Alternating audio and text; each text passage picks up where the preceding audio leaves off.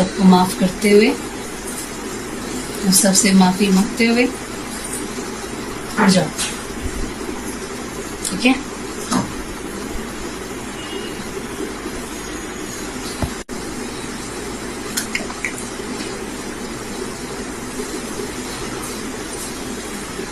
सबको माफ करते हुए और सबसे माफी मांगते हुए उठ जाओ।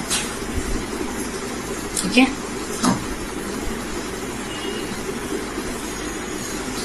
तो आपने देखा किस तरह से हरीश का ये वीडियो सामने आया है, काफ़ी भावुक वीडियो है। लेकिन सबसे बड़ा सवाल ये उठता है कि इस वीडियो से ऐसा लग रहा है जैसे वो भीख मांग रहा हो, जिंदगी की भीख मांग रहा हो, कुछ कहना चाह रहा हो लेकिन शायद कह नहीं पा रहा हो, क्योंकि जो उसकी हालत है, पिछले 13 सालों से वो कोमा में है। और ब्रह्म कुमारीज वहाँ पर पहुँचती हैं, माथे पर तिलक लगाती हैं और उसके बाद ये कहती हैं कि सभी को माफ़ करना और माफ़ी मांगना और जाओ। आप सोचिए, उसकी आंखें बहुत कुछ बयां कर रही थी, वीडियो बहुत कुछ बयां करता है। बॉडी लैंग्वेज एक्सपर्ट्स का कहना है कि ऐसा लगता है जैसे वो दया की भीख मांग रहा हो, वो जीना चाहता हो, वो चाहता हो कि मुझे बचा लो। लेकिन आप सोचिए कि देश की सबसे बड़ी अदालत सुप्रीम कोर्ट ने जो इच्छा मृत्यु की जो याचिका है उसको स्वीकार किया है, और ये याचिका लगाई थी उसके माँ बाप ने।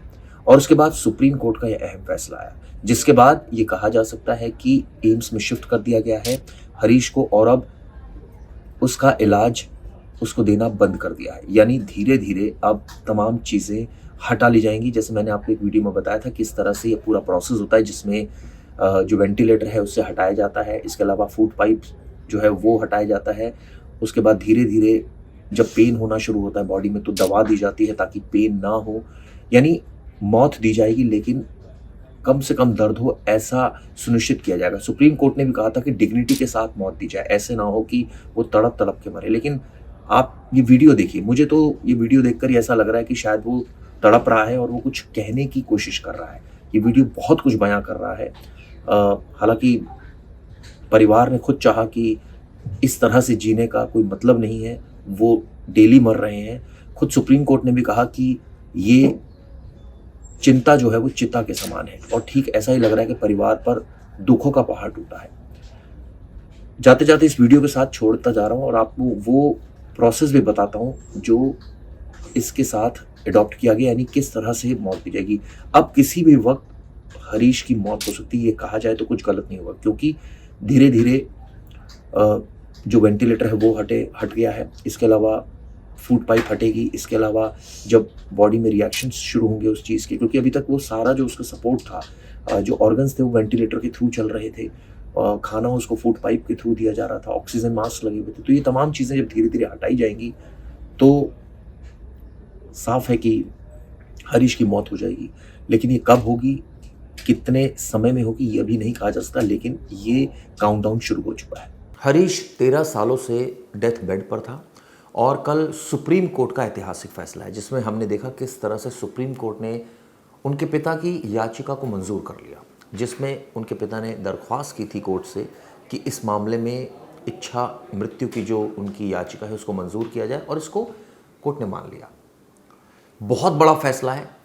ये पहली बार ऐसा हुआ है जब सुप्रीम कोर्ट ने इस तरह की बात मानी। लेकिन क्या दोस्तों आपको पता है कि इसका मतलब क्या है, किस तरह से अब हरीश को मौत दी जाएगी, इसका तरीका क्या है, इसके बारे में आपको बताता हूं। दरअसल कोई घातक इंजेक्शन नहीं दिया जाएगा, इस तरह की बात है, और ना ही कोई ऐसी मेडिसिन दी जाएगी जिससे हरीश की जान ली जाए। इसका एक प्रोसेस है, वो आपको बताता हूं। हम सबको पता है कि all India institute of medical sciences यानी एम्स के जो पैलिएटिव केयर सेंटर है वहाँ पर उसको भर्ती कराया जाएगा। वहाँ की एक रिपोर्ट भी आई थी जिसमें उसको कहा गया था कि वो ठीक नहीं हो सकता। ऐसे में डॉक्टरों का जो पैनल है वो पूरा बाकायदा मूल्यांकन करेगा क्या स्थिति है पूरे मरीज़ की, और उसके बाद ये पुष्ट करेगा कि उसके ठीक होने की संभावना है या नहीं। आप सोचिए परिवार के लिए कितना दुखद बात है कि इतना लगातार वो इतने सालों से गम झेल रहा है। अब इसी वजह से सुप्रीम कोर्ट ने भी शायद ये सोचा कि एक बार गम देना ज़्यादा सही है, बार बार इतने लंबे समय तक गम देना ठीक नहीं है। हम सबको पता है कि मरीज़ को जीवित रखने के लिए कई मेडिकल सपोर्ट्स लगाए जाते हैं, जिसमें वेंटिलेटर होता है, ऑक्सीजन सपोर्ट होता है, फीडिंग ट्यूब होती है, ये ऐसी तमाम चीज़ें होती हैं। लेकिन अब धीरे धीरे वेंटिलेटर जिससे शरीर के ऑर्गन्स चल रहे हैं उसको हटाया जाएगा, इसके अलावा फीडिंग ट्यूब को हटाई जाएगी, ऑक्सीजन सपोर्ट है उसको हटाया जाएगा, और उसके बाद यानी इलाज को वापस ले लेना इसको कहा जाता है। इसको एक प्रॉपर टर्म जो कहा गया वो ये इलाज को वापस ले लेना। इसमें इसके बाद शरीर को उसके हाल पर छोड़ दिया जाएगा। ऑब्वियसली ऐसे में शरीर में कुछ दर्द या उसके जो साइड इफ़ेक्ट शुरू होंगे तो उनके लिए मेडिसिन दी जाएगी बाकायदा उन दर्द को कम करने के लिए, यानी अंतिम समय में कम से कम पीड़ा हो इसका ध्यान रखा जाएगा, और इस तरह से मौत जो है वो आ जाएगी। अब ये देखना होगा कि वो कितने दिनों में मौत आती है। कई बार ऐसा होता है कि कुछ घंटे लगते हैं, कुछ दिन लगते हैं, कई बार होता है कि काफ़ी वक्त लगता है, और जब तक डॉक्टर्स मेडिकली किसी को डेथ डिक्लेयर नहीं कर देते तब तक एक तरह से कहा जाए कि पूरे प्रोसेस को अडॉप्ट किया जाएगा और तब तक प्रोसेस ख़त्म नहीं होगा। ये दरअसल इसलिए मैंने आपको बताया क्योंकि ये एक बहुत बड़ा मामला है हरीश राणा का, यानी गाज़ियाबाद का, जो 13 साल पहले 4th फ्लोर से गिर जाता है और उसके बाद उसको वो कोमा में चला जाता है। उसकी हालत को ठीक करने के लिए उसके पेरेंट्स ने, उसके माता पिता ने खूब खर्चा किया, सरकारी अस्पतालों में भी गए, उनको एड भी मिली, लेकिन फाइनली वो ठीक नहीं हो पाया। और अब स्थिति यह है कि उसको बेड सोल्स हो गए क्योंकि वो बेड पर रहता है। इसके अलावा उसको बहुत ही माँ बाप का बेहद दर्द है किस तरह से उसको फीड किया जाता है। आप सोचिए, फूड पाइप लगा हुआ है, ऑक्सीजन के लिए बाकायदा अलग यंत्र लगा हुआ है, यानी कि एक तरह से कृत्रिम तरीके से वो जी रहा था। इसी वजह से पेरेंट्स बहुत परेशान थे और उनका ये कहना था कि इस मामले में न्याय मिलना चाहिए। इस मामले में उन्होंने सुप्रीम कोर्ट से कहा कि प्लीज़ इसको मुक्ति दे दो, और कई बार दलील हुई, कई बार इस पर साइटेशंस लगाई गई, और आखिरकार कोर्ट ने ऐतिहासिक फैसला सुनाया जिसमें कोर्ट ने कहा कि ठीक है, हम आपकी बात मानते हैं कि चिंता जो है, साथ में ये भी लिखा कि चिता जो है वो एक बार जलती है, आप सोचिए, लेकिन चिंता इंसान को रोज़ाना चला रही है। तो ये ठीक वैसा ही मामला लगा जिसमें चिंता ने रोज़ाना चलाया। अब आप सोचिए इस तरह का उपचार, दरअसल हम भारत में अगर बात करें तो दो तरह से पैसिव एनास्थीसिया और एक्टिव एनास्थीसिया ये कहा जाता है इस तरह से, यानी इलाज हटाना जो हमारे यहाँ प्रचलन में है, जिसको जो हम कानूनन हम कर सकते हैं, और एक है घातक इंजेक्शन देकर मृत्यु करना या फिर कोई ऐसी मेडिसिन दे देना जिससे डेथ हो जाए। इसको भारत में अवैध बताया गया, हालांकि कई ऐसे देश हैं जहाँ पर ये वैध भी है।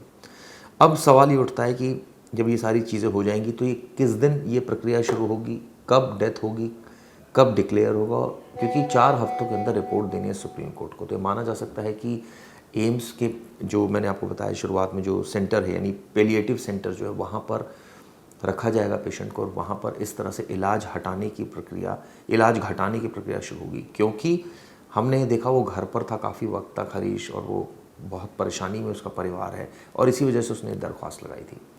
जाते जाते आपको ये बताना चाहूँगा क्या कहना है उनके पिता का और क्या कहना है वकील का।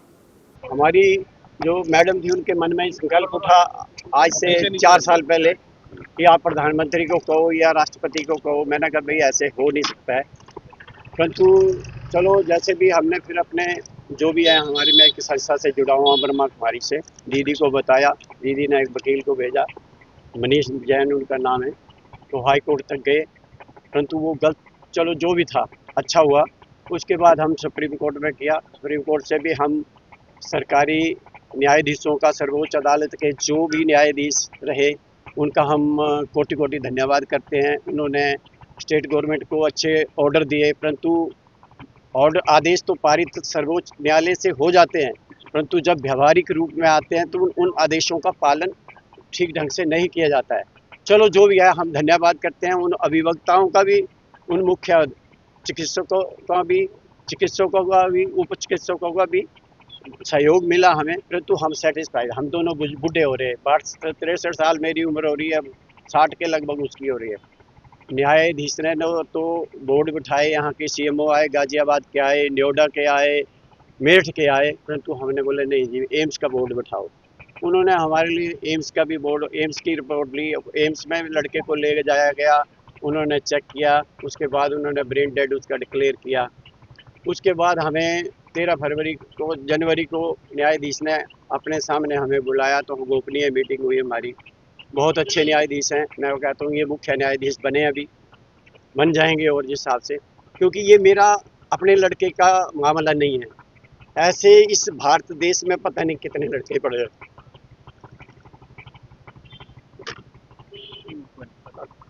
तो हम चाहते कि सबका भला हो, कल्याण हो। तो इस जनहित के हेतु अपने ये स्टेप उठाया कि ऐसा होना चाहिए मेरे जज साहब को। उन्होंने उसके बाद 15 को जजमेंट होनी थी। उसके बाद ये रूल जो इंडिया में आज लागू हुआ, ये 7 देशों में भी लागू है। जो आज ये लागू हुआ है, परंतु कितने लोगों का इसके द्वारा भला होगा। मैं एक पिता होने के नाते, आप भी बच्चों के पिता होंगे, कितना दुख होता होगा। तो दुख तो हर माता पिता बिल्कुल, को ये होता है। क्षति इसकी कोई पूर्ति नहीं ठीक कर है। पाएगा, लेकिन हाँ। अपने तो औरों के लिए भी एक अब अच्छा जो ये काम किया है, अब देखो बेटा छोटा आएगा जो सेवा करता है, सुबह 5 बजे 4:30 बजे उठता है, वो उसकी फिजियोथेरेपी करते हैं, हम अपने आप करते हैं। हालांकि चीफ ऑफ जस्टिस चंद्रचूड़ ने तो हमें फिजियोथेरेपी भी अलाउड किया था, नर्स भी अलाउड की थी, परंतु यहाँ मैंने बोला ना भी व्यावहारिक तरीके में से 15 दिन फिजियोथेरेपी आया, नर्स तो चलो हमने मना किया, कहाँ इतना छोटा मकान है, बड़ा मकान तो है नहीं। तो हमें सुविधाएं दी, इसके लिए हम कोटि कोटि धन्यवाद करते हैं। सर्वप्रथम तो हम परमात्मा का धन्यवाद करते हैं जिन्होंने दिशा निर्देश जज साहब को, जो न्यायाधीश थे अच्छे बैठे थे, वो भी परमात्मा की कृपा होगी और उनके मुखारबिंद से आज ये जो जजमेंट हम चाह रहे थे हमारी इच्छा अनुसार हो गई। मैं आप लोगों से वैसे मिलना नहीं चाहता था, लेकिन तो ये भी प्रभु की लोगों कृपा के है, लिए आप लोगों को देखना होगा। अगर किसी को प्यास लगी है तो मैं पानी लाया हूँ, पानी पी सकते हो। ये भी मंशा थी आपकी कि आप हरीश के धन्यवाद। संविधान करें। परंतु एक बात याद रखना, जो यूरोथेसिया जो भी पत्रकार यूज कर रहे हैं, मैं आपको अपशब्दों से बोल रहा हूँ कि आपको अगर पता नहीं है तो पूछ लो। यूरोथेसिया का मतलब होता है इंजेक्शन दे के किसी को मारना, जैसे किसी को कुत्ते ने काट लिया और पागल हो गया फिर उसको इंजेक्शन लगा देते हैं। इसकी सिर्फ फूड पाइपें जैसे आम हो। जब महात्मा गांधी ने अनशन लिया था तो 21 दिन वो भूखे रहे थे, परंतु इसकी सिर्फ फूड पाइप हम हटाएंगे और फूड पाइप के बाद अनुभवी चिकित्सकों की देख रेख में इसको एम्स में रखा जाएगा और धीरे धीरे पानी देते रहेंगे और इसकी फिर जो भी पार्थिव शरीर होगा हम इसको बड़े सम्मान और गौरव से लाएंगे। हमें खुशी भी है, खुशी इस बात की है कि चलो इस भारत देश में पता नहीं हर स्टेट में पता नहीं कितने ऐसे लोग हैं, उनका भला होगा। दुख इस बात है कि सिविल इंजीनियरिंग कर रहा था और टॉपर था चंडीगढ़ यूनिवर्सिटी का, 2 कंपटीशन जीत चुका था और तीसरा इसने पंजाब यूनिवर्सिटी में जीतना था। 20 अगस्त 2013 की घटना, मंगलवार था, राखी थी, इसने मैसेज भी भेजे। तो हमें फ़ोन आया कि ये गिरा है। हम जब रात को 3 बजे पीजीआई ट्रामा सेंटर पहुंचे तो इसके सिर में चोटें थी, यहाँ उंगलियों के निशान थे, पैर के तलवे नीले थे, परंतु जैसे तैसे यूनिवर्सिटी किसी सीबीआई वाले ने बताया कि ये प्रकाश सिंह बादल की उसमें सरकार थी। चलो जो भी हुआ होना होगा, वो ऐसे ही शायद हमारे कर्मों में लिखा था, सेवा लिखी थी, हम सेवा कर रहे हैं। और आज भी मैंने मैसेज ये भेजा था अपनी को कि परमात्मा की कृपा से हम सेवा कर रहे हैं और करेंगे और करते रहेंगे, क्योंकि हमारा तो बच्चा है, हम गलत। हालांकि हमारी एएसजी साहब यहाँ आई 2-3 बार उनकी मीटिंग हुई हमारी ऑनलाइन, घर पे न तो कौन आता, उन्होंने अपने आप देखा। मैं कहा अपने आपकी अंतरात्मा जो आपको इजाज़त दे वो आप स्टेटमेंट कोर्ट में दे सकते हैं। ठीक है। देखिए, आज हरीश राणा के केस में लव, मेडिसिन और मर्सी के बीच में एक जो डायलेमा था उसको क्लियर कर दिया और राइट टू लाइफ के साथ राइट टू डाई का भी एक फ्लरिश कर दिया है, एक कॉन्सेप्ट पूरे देश के लिए। और हरीश राणा के माता पिता ने 13 साल उसकी सेवा की, लेकिन कोई रिकवरी नहीं थी फर्स्ट सेकंड बोर्ड की बाद भी। तो लगभग 82-83 दिन के बाद जजमेंट आया है, रिजर्व हो गया था, और उसमें मेडिकल बोर्ड को, मतलब एम्स को कहा गया है सुप्रीम कोर्ट के थ्रू कि आप इसको बच्चे को लेके जाइए और उसके जितने भी इक्विपमेंट्स उसके शरीर में लगे वो सब निकाल दीजिए, और उसके बाद जब तक वो जी सकता जिएगा, प्राकृतिक अवस्था में उसमें छोड़ दिया गया है। और एक बहुत अच्छी नज़ीर पूरे देश के लिए बनाई गई कि पूरे देश में जितने भी गवर्नमेंट हॉस्पिटल हैं उन सबके सीएमओ को गाइडलाइन जारी कर दी गई है कि आप ऐसे पैलेटिव केयर के जो पेशेंट्स हैं उनका ध्यान रखेंगे। उनके केयर अगर नहीं हो पाती है, ढंग से वो रिकवर नहीं हो पाता है, तो उसके लिए मेडिकल बोर्ड कॉन्स्टिट्यूट करेंगे और उसकी रिपोर्ट समय समय पर मंत्रालयों को देते रहेंगे। और आज के केस में भी अगले 30 दिन का टाइम दिया गया है, पूरे देश में क्या इसके ऊपर काम हुआ है और क्या काम होना बाकी है वो सारा बताया जाएगा। और साथ ही यूनियन ऑफ इंडिया को भी ये रिक्वेस्ट की गई है कि इस मुद्दे पे कोई कानून बनाया जाए जिससे माता पिता को, ऐसे पेशेंट को कुछ रिलीफ मिल सके। ये हाँ, ये मतलब ये हाँ पहली बार इम्प्लीमेंट हुआ अरुणा शान बाग में। इसके बारे में डिस्कशन हुआ था, लेकिन 2018 का कॉमन कॉज में बहुत सारी गाइडलाइन बनाई गई थी। तो एक तरह से ये आज पहली बार इम्प्लीमेंटेशन होगा कॉमन कॉज की गाइडलाइंस का 2018 की। और जैसा आपने शुरू किया था शेक्सपियर और हेनरी साहब से कि डू एंड डाई का जो डायलेमा होता है, क्या करे और क्या ना करे, लेकिन आज कोर्ट ने संविधान को, सारे चीजों को देखते हुए हरीश राणा को मुक्ति का एक मार्ग दिखा दिया है। सर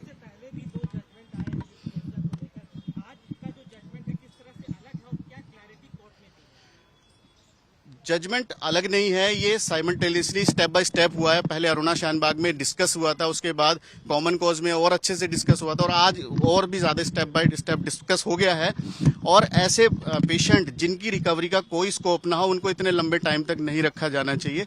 उसके ऊपर मेडिकल बोर्ड बनना चाहिए, उसकी रिपोर्ट आनी चाहिए, और अकॉर्डिंगली उस पे मेडिकल बोर्ड को, डॉक्टर्स को अपनी ओपिनियन देके उसके साथ न्याय करना चाहिए। सर हरीश राणा की बता दीजिए कि क्या स्थिति थी, कैसे थे, कब से हुआ, मामला क्या था पूरा? नॉर्मली 21 साल की एज में वो बीटेक पढ़ने के लिए पंजाब यूनिवर्सिटी गया था, चंडीगढ़ में था। वहां से 4th फ्लोर पे, फर्स्ट ईयर में ही 4th फ्लोर पे से वो गिरा दिया गया। उसके गर्दन में बहुत सीवियर चोट लगी, मतलब पूरा हेड इंजर हो गया, और तब से ही वो 100% पैलेटिव केयर पे चला गया, मतलब कोई रिकवरी के चांस नहीं थे। और 20 अगस्त 2013 की ये बात है, और आज हम 2026 में खड़े हैं।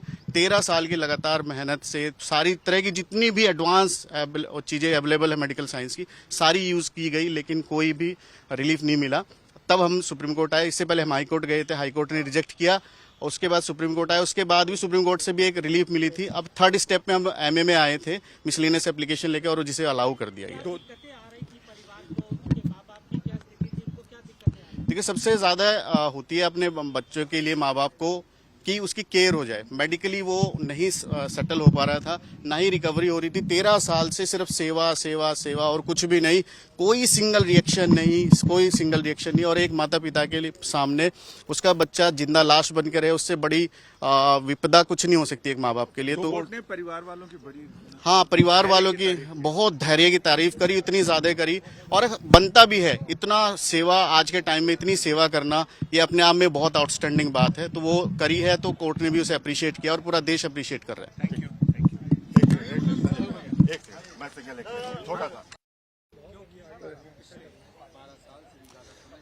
पैसिव यूथेनेशिया यानी इच्छा मृत्यु, इसे लेकर सुप्रीम कोर्ट ने एक अहम फैसला सुनाया है। जस्टिस जेबी पारदीवाला और जस्टिस केवी विश्वनाथन की पीठ ने इस मामले में 2018 में दिए गए अरुणा शान बाग के फैसले को आधार बनाते हुए अपना निर्णय इसे और आगे बढ़ाया है। हमारे साथ हरीश राणा के वकील मनीष जैन हैं। मनीष जी, कितना अहम है ये फैसला और कितना भविष्योन्मुखी है? बहुत ज़्यादा भविष्योन्मुखी है, इसलिए क्योंकि पूरे देश के सीएमओस को, सारे डिस्ट्रिक्ट हॉस्पिटल्स को डायरेक्शन दे दी गई है कि इस तरह का कोई भी मैटर आता है, पैसिव यूथेनेशिया का नहीं, मतलब पैलेटिव केयर से रिलेटेड, जहाँ पे पेशेंट किसी भी तरह से रिकवरी ना कर पाते तो उसके लिए प्राइमरी और सेकेंडरी मेडिकल बोर्ड बनाया जाए, और इसकी समय समय पर रिपोर्ट अपने मंत्रालय को करते रहे। और साथ में सेंट्रल गवर्नमेंट को भी रिक्वेस्ट की गई है कि इस तरह के मैटर पे कोई एक फर्म लेजिस्लेशन बनाए, जिससे पूरे देश में एक फॉर्मेलिटी आ जाए। और इस मामले में तो बहुत बहुत अच्छा जजमेंट हो गया है, और जस्टिस पारदीवाला और विश्वनाथन साहब बहुत ही संवेदनशीलता के साथ, बहुत सेंसिटिविटी के साथ इस मैटर को डील कर रहे थे। इसमें 2018 में जो अरुणा शान बाग के मामले में मैटर वो निर्णय आया था कोर्ट का, उसमें कोर्ट का इन्वॉल्वमेंट था, लेकिन इस बार कोर्ट ने कहा है कि जो 2 मेडिकल बोर्ड होंगे वो ही तय करेंगे, यानी कोर्ट का कोई इन्वॉल्वमेंट।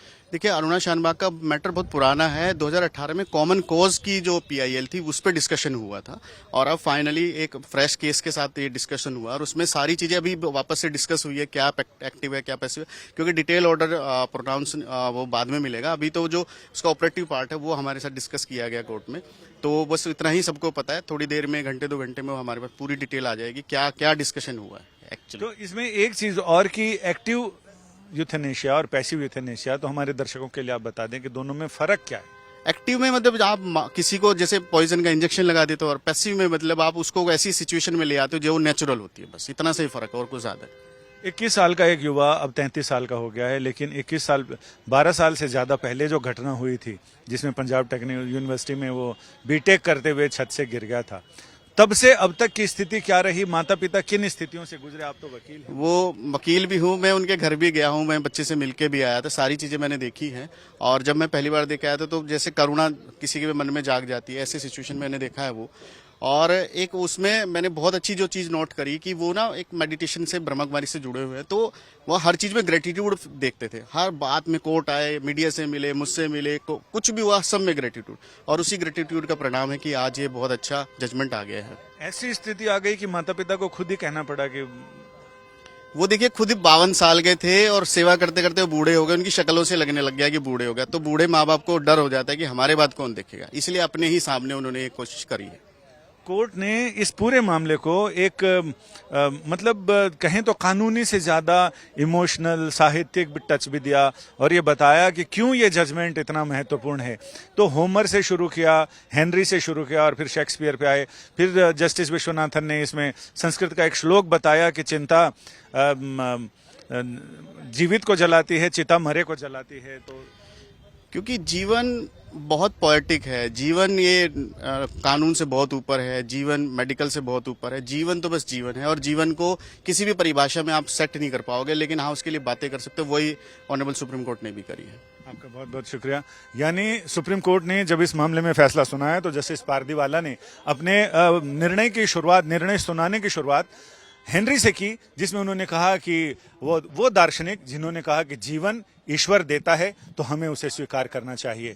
और साथ ही फिर शेक्सपियर को उद्धृत किया। उन्होंने कहा कि टू बी और नॉट टू बी, कि जीवन जिया जाए, क्या किया जाए, यानी जो एक जीवन की उहापोह है उसके बारे में बताया। और जब जस्टिस विश्वनाथन ने अपना निर्णय सुनाया तो उन्होंने ये कहा कि चिंता और चिता में एक बिंदु मात्र का फर्क है, लेकिन चिता निर्जीव को जलाती है और चिंता जीवन को जलाती है, यानी जीवित व्यक्ति को जलाती है।